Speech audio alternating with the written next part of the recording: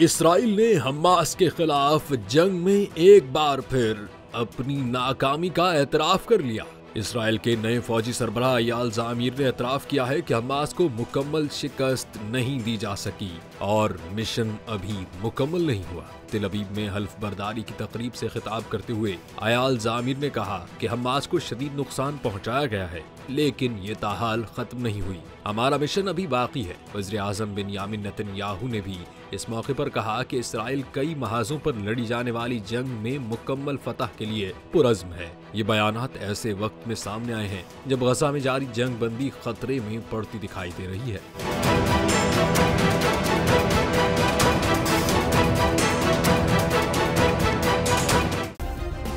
Subscribe करें और bell दबाएं ताकि कोई खबर रह न जाए।